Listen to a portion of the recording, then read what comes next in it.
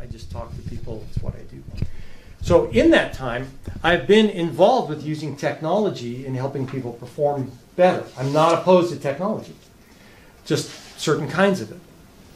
And we want to be purposeful with it. So it was back 25 years ago, I started working with brainwave biofeedback technologies and working with people with ADHD primarily, but anxiety, depression. And today I work with a more advanced kind of technology. It's called direct neurofeedback. And we work with people with head injuries. The coolest market of the technology is like retired NFL football players.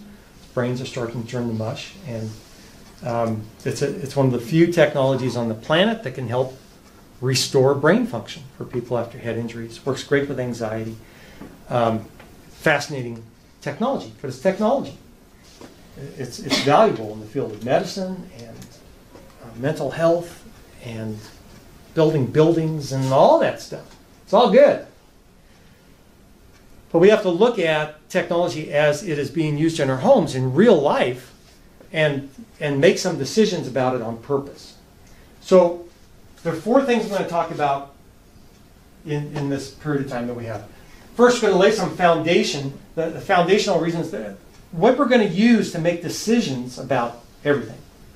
And then we're going to look at the brain changes that have taken place because of technology in our homes.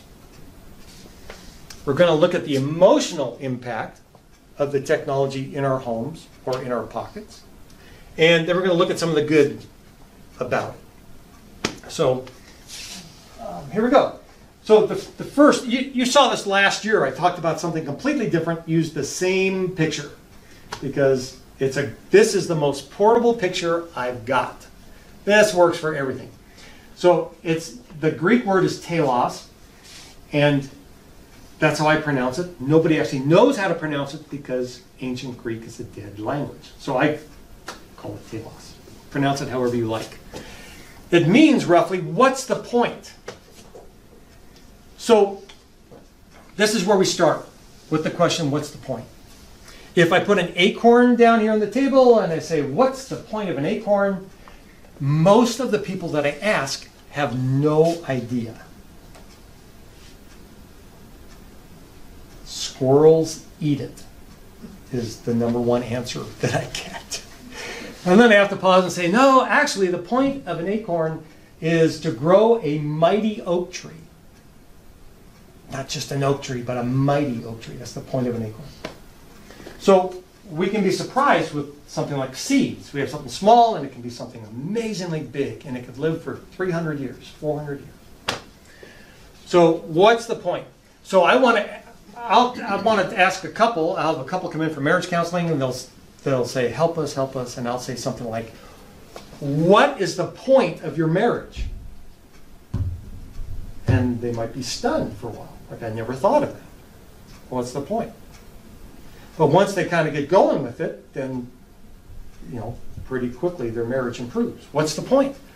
So I will ask you, what is the point of educating your child or teenager?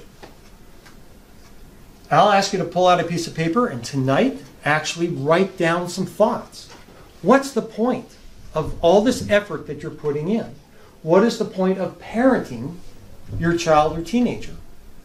Where is this going? What's the point? Once you have that kind of laid out, what's the point of educating? What's the point of homeschooling? What's the point of parenting? What's the point of everything that you do with your child? What's the point? Once you get that down, what's the product that you want to turn out? Once you figure that out, what skills do you want them to have when they go into the marketplace? What virtues do you want them to have as a human being? Who do you want them to be? What do you want them to be able to do? What's the point? Once you have that down, then you know, okay, this is where I am here, and this is the path to get to here. And so anything, I'm simple-minded, here's the simple-minded description, anything that keeps you on this path and moves the ball forward to this is good. But things that distract you and push you off the path, not good. Now you can call not good 100 different things. If it takes you off the path and you get back on the path, you have wasted time. So you can just call it wasted time. But distractions that take you off the path might actually create other problems.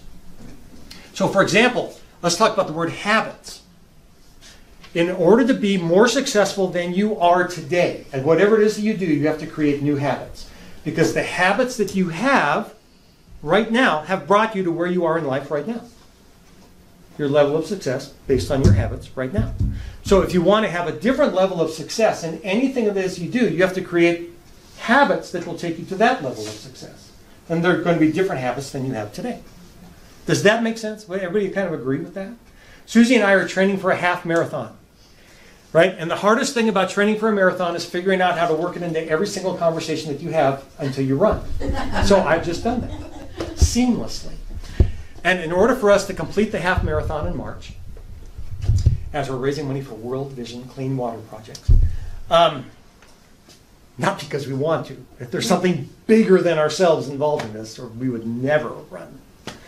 So in order for us to be able to run 13 point something miles in March, we have to create new habits.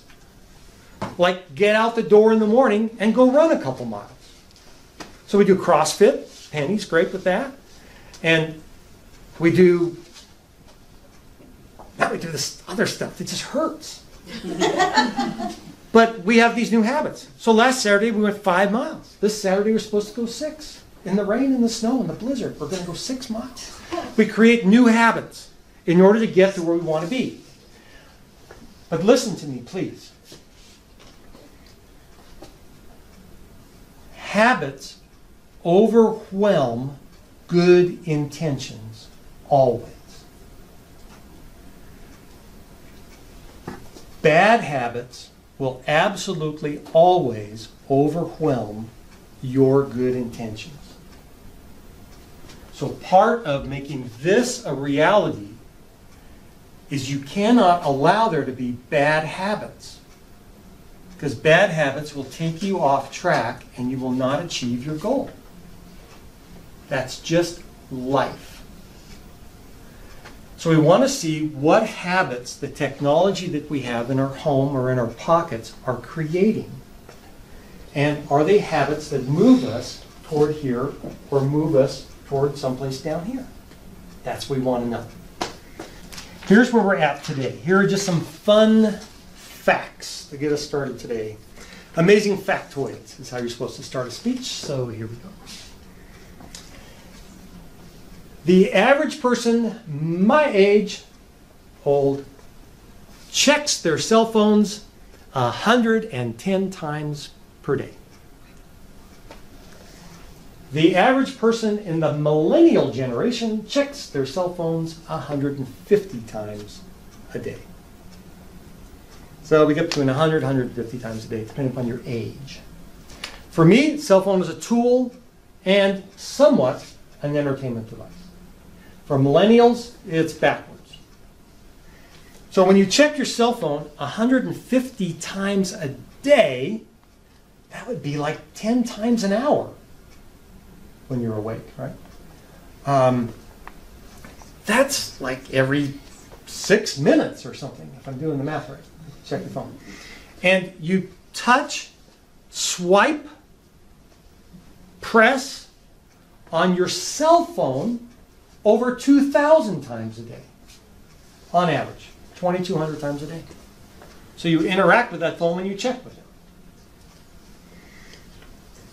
12% of adults 12% of adults, that's you guys, 12% of adults use their cell phone in the shower. 61% sleep with their cell phones under their pillow or next to their pillow. 75% check their cell phone the first thing they do in the morning. Now, some very highly paid business coaches tell their very highly paid clients, don't look at your cell phone for an hour in the morning. Because the wisdom is that when your cell phone, when you get the, the text messages, the factory's blowing up, you need to get down here or whatever, there's a problem, warning Will Robinson, whatever it might be, that your brain becomes reactive for the rest of the day. But that first hour of your day is a time when you can be very creative. And you can dream about what you'd like your day to be like or your week to be like. You can plan your day or week. You can schedule things. You can invent things in that first hour of the day better than any other time of the day. And looking at your cell phone ruins that. So the longer you can go in the morning without actually looking at your cell phone, the better your day will turn out, the better your week will turn out. So this is the advice given to millionaires and billionaires by their life coaches, their business coaches. 50% of all adults get wigged out when you take their cell phone away from them. So they become uneasy, upset, whatever it might be. If a business owner says, yeah, you can work here, but your cell phone stays in your car, 50% of all applicants will say, I'm just not doing this, not working here. Because we have become a culture where this becomes part of our body. This is an appendage to our hand, and we want it with us all the time. 50% of teenagers self-report that they are addicted to their cell phone. They use the word addicted, and we'll talk about that. 26% of car accidents are caused by phone usage.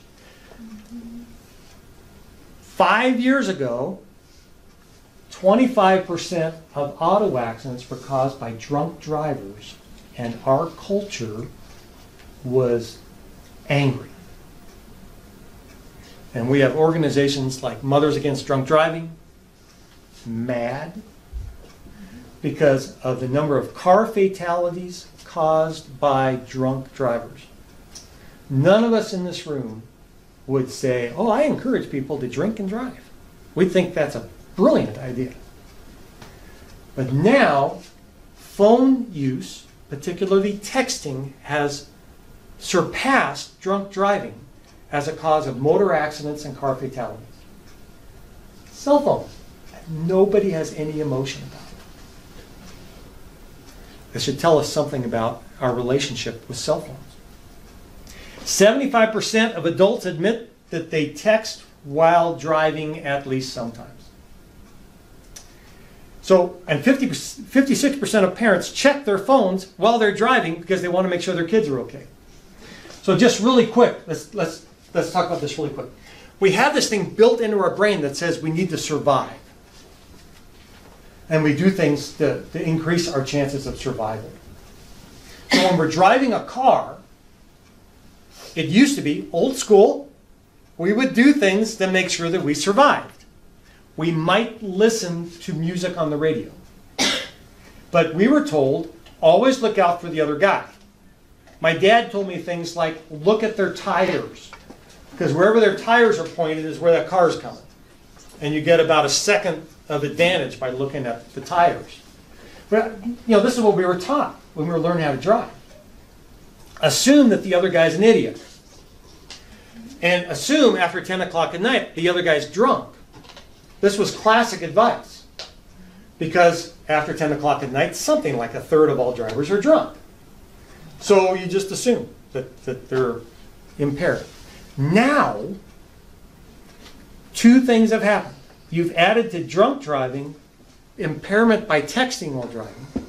But in addition to that, we as a society have taken what used to be primary in our thoughts, survival, and now that is number 2 in our thinking, to communicating with other people on our cell phones. That has become the primary driver in our brain. So we will take the survival mechanism and tell it to be quiet so that we can make a text message to somebody while we're driving a car. That should wake us all up. That is one of the ways our brain is changing because of the cell phones that we have. Is survival is not as important as communicating with a friend. Let's see, Generation M. That would be Grant's generation. Generation M for media. It's the media generation. That's the generation that you guys are raising right now. Use electronic media a lot. In fact, total media use, total digital use, average per day, as of 2010. That's the last Kaiser Foundation study. The Kaiser Family Foundation does these studies periodically every 10 years. They're fascinating, they're fabulous, they're great studies. And 2010, 7.5 hours a day of media use by teenagers and children. 53 hours a week, including during meals. In fact, only 1/3 of families have rules about media use at all. It's become such a big part of our culture. So, Facebook, they say that the average person will spend 4 years of their life just on Facebook. Yeah, life's too short for that. The American College of Pediatricians says that technology is good and bad. When they look at screen use, we're going to say screen use is different from hands-on use or business use. Screen use of technology. Overuse, they use this language. They said it poses grave health risks for children. Imagine that, American College of Pediatricians. Grave health risks for children. That's strong language. They say that excessive exposure to screens often results in, let's hedge, might result in, lower academic performance, increased sleep problems, obesity, increased behavioral problems, increased aggression, lower self-esteem, increased rates of depression, increased high-risk behaviors. So they suggest that parents limit screen time for their children and parents limit screen time for yourself.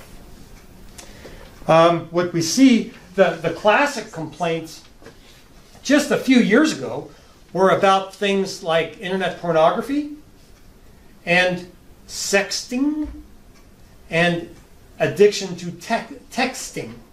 Right, so let's do this. With internet pornography, it's a huge problem in our society today. It's a huge problem for families today. It's a problem. The average age of addiction beginning age 11. 11 years old, average age for getting hooked to internet pornography. Huge problem. The female equivalent, not that females can't get addicted to pornography, but the female equivalent typically is texting. And so there are a roughly equivalent number of older children, younger teenagers, that text 4,000 times a day or more. Do the math of that. 24 hours a day, they are available for texting and will text 4,000 times a day or more. What these have in common is dopamine. Anything that's addictive is dopamine related. So if it's gambling or drugs, alcohol, dopamine related. It's the dopamine impact on the brain that causes the addiction. But things like that, we relegate to people 18 years old and older. We figure when you become an adult, you can get addicted if you want, but we protect children from it. But the dopamine impacts of our easy technology on our cell phones, social media particularly, texting, for example, we will put into the hands of a child as young as 6 and say, there's nothing wrong with it. And yet they're highly addictive. So we're going to look at that a little bit more. Your brain is plastic. Now, what we mean by that is that your brain changes. And it changes until you die. That you can improve or denigrate the performance of your brain all through your life. And it adjusts to whatever situation you're in. And the way it performs adapts to whatever environment that you're in. So someone who comes from an environment that is abusive or poverty-stricken or whatever it might be, their brain functions at a survival optimum way of working. That's what a terrible sentence. But the brain adjusts to work optimally in order for the person to survive. Somebody who comes from an environment that's like Ozzie and Harriet raised them, and you know, there's food on the table and food in the fridge, and Dad's got a job and he pays his bills, and you got 2 cars, and everything's easy. Mom and Dad are nice and they're supportive, and they come to all your games, they cheer you on, all that kind of environment. Their brain works differently, and their brain becomes wired to thrive and seek success. So brains adapt to the environment that you're in. We think of memory, for example, like a closet. That we have an idea, we want to remember it, so we open the closet door, we put it in the closet, we close the closet door, and whenever we need it, we come and get it. Like a refrigerator, we get the food out of the fridge. We think of memory like that. Brain doesn't work like that. That the brain changes whenever you learn something. The brain changes when you practice a skill. The brain changes. The wiring in the brain changes. The brain creates these freeways, these highways, that the more you do something, the stronger these neural connections, these highways in the brain get. Think about riding a bike. Once you learn how to do it, it's easy. Think about anything you do repetitively. Driving a car, you don't think about it. You just get in, you just do the thing. So things we do repetitively and without thinking about it is because the brain has created these neural connections that just do it effortlessly.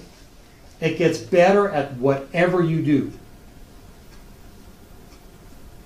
But it gets better at whatever you do. So people who have temper problems, it gets better at whatever you do. People who have bad habits, it gets better at whatever you do. The brain gets better at what you do. And that's why we call them habits. So it becomes very important that we figure out what habits we want to have and feed, and what habits we want to starve and get rid of for us to achieve our goals. So because the brain is plastic, we see adjustments, we see changes in the brain when there's been abuse, post-traumatic stress disorder, traumas of a variety of kinds, combat things, brain turns to the survival stuff. And then we try to treat people for that, try to help people reset their brains back to normal levels of functioning. But for a time, at least, maybe for their entire life, it's not working at normal levels of functioning, it's working in survival levels of functioning.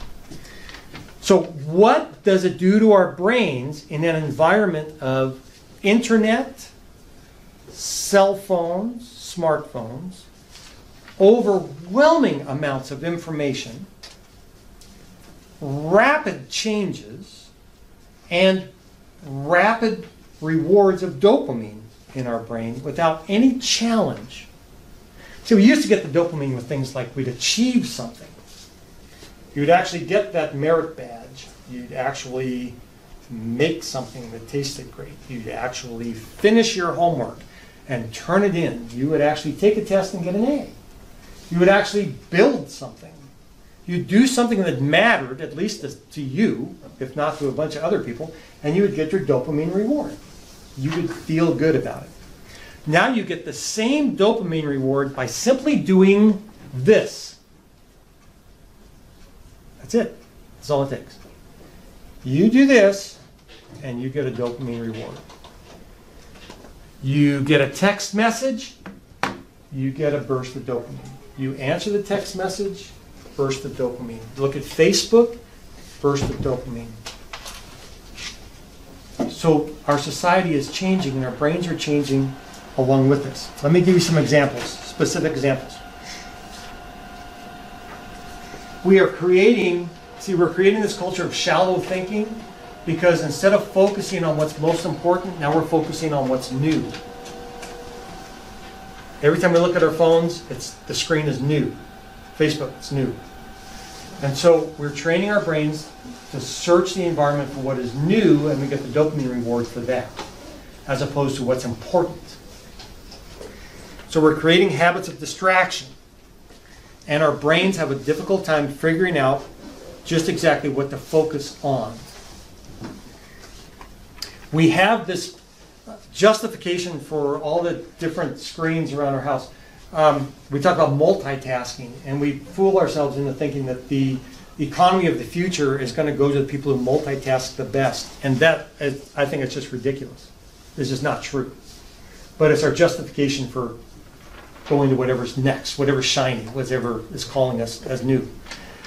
What happens with the brain is when we go from one important task to another, there's a lag time in the brain catching up with the next task and working optimally on it of somewhere between 5 and 15 minutes. We can do shallow stuff back and forth, but not important stuff back and forth. Brain just doesn't do that. So better than the multitasking, which is just not efficient, is work on this thing for an hour, take a 15-minute break, 45 minutes, 15-minute break, whatever it might be. Take a 15-minute break and don't sit down. And in that 15-minute break, clean your bathroom, pick up the floor, do some burpees, clean the kitchen, get something to eat. Come back, do the next 45-minute period of time, the next 15-minute break, and so on. So allow your brain to shift, assume your brain's going to shift, pump some blood up in your brain during the break, and then get after it again for 45 minutes or an hour. Better than 5 minutes of this, 5 minutes of that. You just will waste time and be less productive. So multitasking is a myth. We get distracted and focus on what's new in our environment rather than what is important. So technology, smartphone technology, Facebook, social media, Google technology even, is eroding our ability to concentrate or remember information. In the future economy of my son, your sons, your daughters, in the future economy, attention and focus will be the desired skills of employers. Make this part of the target. Here's a terrible sentence that I wrote, but stay with me. Cognitively demanding work done over a sustained period of time will be increasingly rare and valuable in the marketplace, because we are training as a culture our brains to just shift to the next new thing. Deep work will be desired by employers. Focused mental energy is taxing on the brain and taxing on the body, and most people are learning the habits of just ignoring anything hard and going to the next new thing. All right, let's talk about social media just for a second. Social media is absolutely designed and engineered to take your attention. That is the sole purpose for its existence as a business model. They're not the only ones that do this. I mean, grocery stores. My goodness, grocery stores know the longer you're in the store, the more you're going to buy. Right? So where the things you need every time you go to the grocery store, milk and eggs, are where? Yeah, they're in the back. Right? You got to earn it. If they put them up front, nobody buy anything else. You just go in, you buy it, you leave. Right? So the longer you stay in the store, the more they sell to you, because you walk down the aisle on the way to the milk and eggs and you go, oh, I could do that. It's on sale. It's on sale, yeah. Or it's shiny. Or it's new. Whatever. And so Facebook understands this. The longer they keep you there, they keep your eyes there, the more you come back, the more they make a change to keep you coming back. This is their business model. But the only people who actually benefit from social media are the people who own the companies and marketing people who use the companies. That's it. Everything else is a model to keep you coming back to watch the ads. That's why they built it. So if you want to use it for business, go right ahead. It's a brilliant business thing. Concentration and focus are skills. Concentration and focus are skills. And so we need to practice them, give our kids opportunities to do them. The flooding of internet information overwhelms our ability to sustain our focused attention. And that sentence was written in 2011. Somebody writing a book Nicholas Carr, The Shallows, How the Internet is Changing Our Brains, 2011. And he saw how the internet was taking away our ability to sustain our attention. And that was before they put one of these in our pockets. So everybody has one of these. Now it's even worse. Daniel Amen, the brain guy, he calls it digital dementia. Right now, millennials have worse memory than seniors. What is the average attention span of a human being in North America today, or in America today? Anybody know? Average attention span. What's the average attention span? How long is it? 7 minutes. 7 minutes. Do I hear another number? 20 seconds. 20 seconds. What else do I hear? What was the question? Winner! All right, so let's just get some perspective. Back when I was in college, that would be a long time ago, the average attention span was in the minutes range. Okay, that was before computers. I mean, we were pushing holes in pieces of paper and calling it programming. Yeah, it was in the minutes range. 2011, when this guy wrote the book, it would have been about a minute long.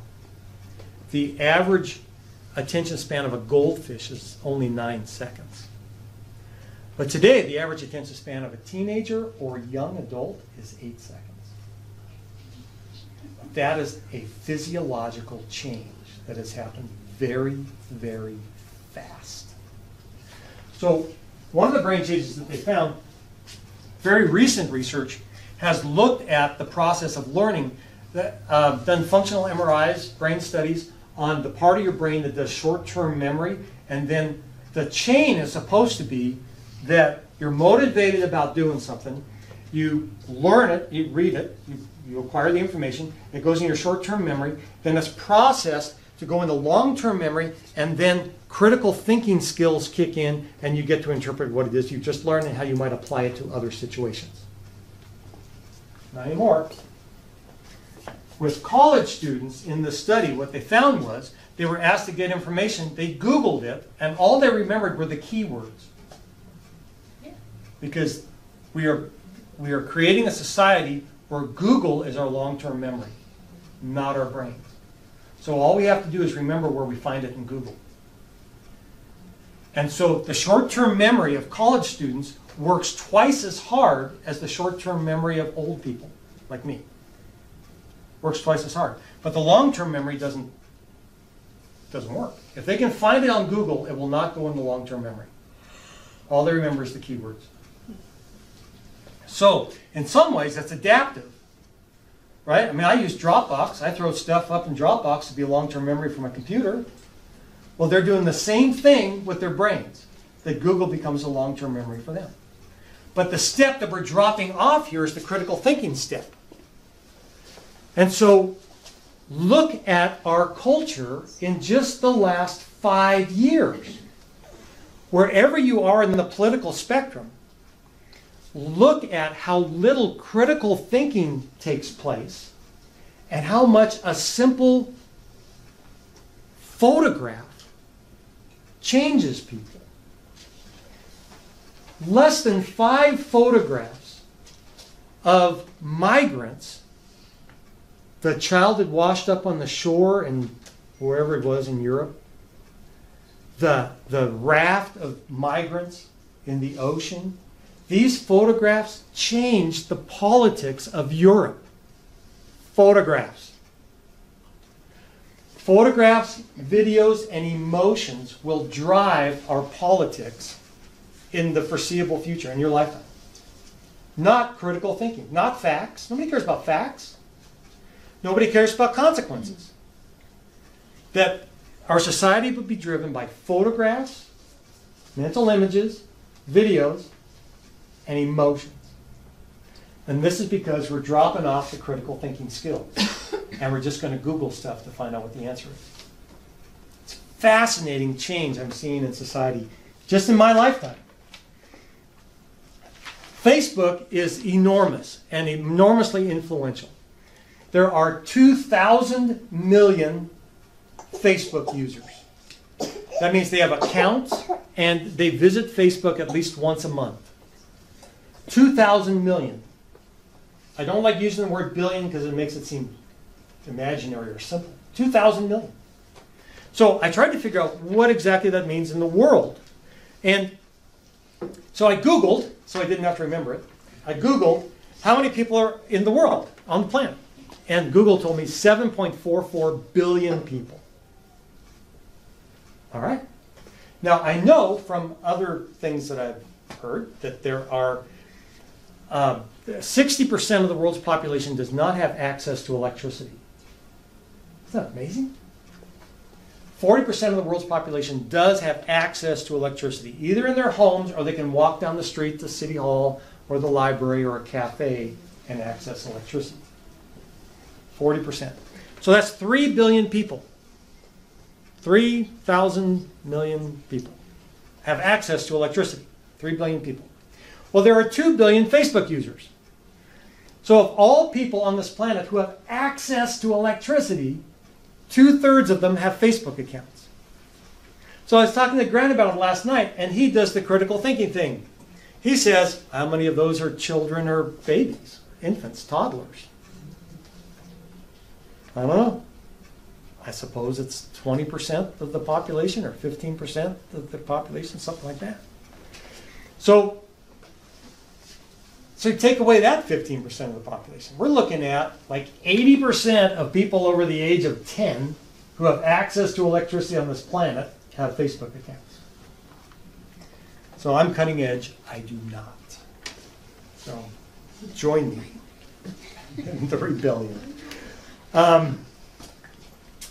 50% of those people with Facebook accounts look at Facebook every day, on average 60 minutes a day, and the average user checks their Facebook account 14 times a day to get the dopamine hit. So that's once an hour during their waking hours, checking Facebook. During the last 8 years, where our brains have changed, because we have this easy technology in our pockets or at home, we've seen emotional changes, and they've been measured by, for example, the rate of depression among teenagers has increased 50% in the past 8 years. Say that again? The rate of depression among teenagers has increased by 50% in the last 8 years. Now, that means there have got to be some biochemical changes taking place. This kind of stuff. Mechanical, neurological changes that are taking place. And a new generation of brains that are coming, and more emotional kinds of stresses that are taking place. So let's look at the impact of Facebook particularly, but this is all social media. Because I don't know what's in. I mean, there's Facebook and there's Instagram and there's other things that come and go. But the impact is amazing. It was 8 years ago. See, the tipping point was 8 years ago, more teenagers had one of these than did not in America. Prior to that, not many had them. But think of it this way. Oh, look, somebody texted me. I feel good. Right. So, 10 years ago, these didn't exist. Right? iPhones were just made like 9 years ago. 10 years ago. Smartphones. Just 10 years old, the technology. And so for the first couple of years, nobody would give them to a teenager. They cost money. And then, just 2 years after these came on the marketplace, more teenagers had them than not. And it started innocently. I want you to be able to connect with me after school. Yeah, it's not a brilliant idea. But anyway, our culture kind of stuck with it. So more teenagers have them than not. 50% of teenagers say that they are addicted to them. Just try to take them away from your teenager and you will see what I mean. The majority of teenagers use Facebook and Instagram. And what this presents to them is the picture that life is amazing, at least for everybody else. My life, not so much. But everybody else's life is amazing. And teenagers come to believe, millennials come to believe, we as a culture come to believe that we really have 500 friends who really want to know the best thing that we experience today. And we see the experiences they had today, and we understand that we have missed out on those experiences. So teenagers get to see every party they were not invited to, every place they did not go but their friends went to, and every experience that they did not have today. And they see that every single day.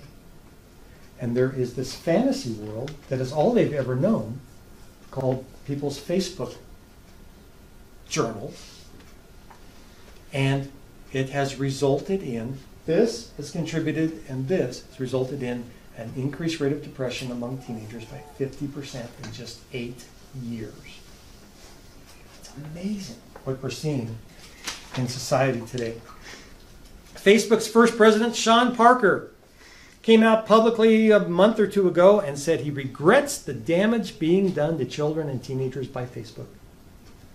Because Facebook was intentionally engineered to get users addicted. And we see that people check their phones up to 150 times a day. The way that they do that is just simply this, and you'll see this. Facebook and other social media companies use techniques from the gambling industry in order to groom future addicts. So they exploit people's emotions, they sensationalize what people do, they change the screen rapidly. Now our brains are chasing everything new, not what's important, but what's new. And they personalize your Facebook account and they track you. Have you ever seen that eerie thing? Yes. Yeah, you know, you go into some store and look at a shirt, and next thing you know, all the Facebook ads that you get are for shirts. How can that be? They track us. It's an amazing thing. And you just push one of those buttons on Facebook and they will never let you go. You know what? It was interesting. I have a Facebook, and I actually don't have any friends on it. I only have like Tehachapi cells. Anyway, my husband looked up something on his computer that I did not on mine. But when I went onto the Facebook, it advertised that thing on my Facebook account. And I was like, and it was all over. I was like, how do they know? It was weird because it was on a whole separate computer. I want to know, I don't know. Why did Verizon send me one of those Google things for free to put in my kitchen? Hey Google, play music. What? Where did that come from? You know, what does Google know about me now that I didn't want them to know? I don't know. But all right, so remember, people check their cell phones 150 times a day. People look at Facebook on average 60 minutes a day. And this is all addictive. It's all because of dopamine. And again, the things that would generate dopamine, like gambling or whatever, we used to restrict to people over the age of 18, alcohol, whatever, but now we give it to children. 42% of all children today under the age of 12 have tablet computers, screens that they can look at all day and get their dopamine hit from it. Where in just 5 years ago, only 1% of kids had them. So just in the last 5 years, we as a society have thought it was a brilliant idea to give 6-year-olds tablets with screens and let them use them all through the day. Addictions start in teenage years or earlier. Drinking, sex, gambling, porn, they typically, you're more at risk before the age of 20 than after the age of 20. So now social media is added to the list, and teens need approval from their peers, so social media fuels this, and life gets out of balance. So we've created a world where teens feel bullied by being defriended. It's serious for them. For me, it's laugh out loud. It's like, I don't care. I don't even care about Facebook. I have no friends on Facebook because I don't have Facebook. I don't care. But for some, it's tragic to be defriended. So our teens and our 20s are creating superficial relationships, shallow relationships, and very few deep relationships in real life.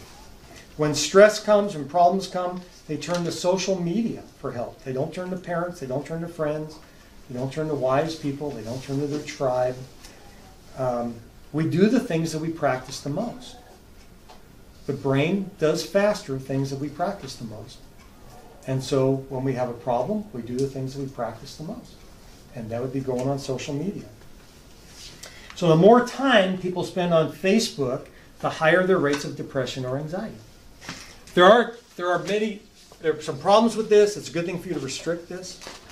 And just judge this kind of usage with your children and teenagers based upon this. Everything gets judged by this. Where are you going? Make your decisions based upon this. All right, so what's good about technology? Now, most of the bad stuff has to do with a screen. This has a screen. Your computer has a screen. The tablets have a screen. The iPad has a screen. So most of the problems you're going to find on screens. How it changes our brains. Always go for the new thing, the next thing, the shallow thing, the shiny thing, as opposed to what's truly important and sustained attention. That's what we're moving away from, but that's what we want. But there are other technologies that are not screen activated. In fact, Randy Zuckerberg is the sister of the emperor of the universe, Zuckerberg. And she's the one who created Facebook Live. She gave some really good advice in an interview I heard with her, that she's a mom. She left Facebook in order to go be a mom and to be in Broadway plays and to start some investment companies and stuff. So she was asked about technology with kids. And she said the very first thing, because of the future economy is going to be so much driven by technology, that if you have a daughter, she said the best thing you can do for your daughter is give her a first name that sounds like a man's name, like Randy. Because she said that most women can't get the job interview for the technology things, can't get the hearing with the capital people, but she got a bunch of them because her name was Randy. So I thought, that's pretty sad to talk about that in the economy, right? So that was her first piece of advice. Second piece of advice was limit screen time, but give all the hands-on time you want. So this is like, there's hands-on technology. Build a robot, program the robot, challenge your skills with robotics. Do that stuff. Storytelling. Now, remember, our society is moving away from deep thinking to images, storytelling, emotions. So a bunch of the future economy is going to be about storytelling.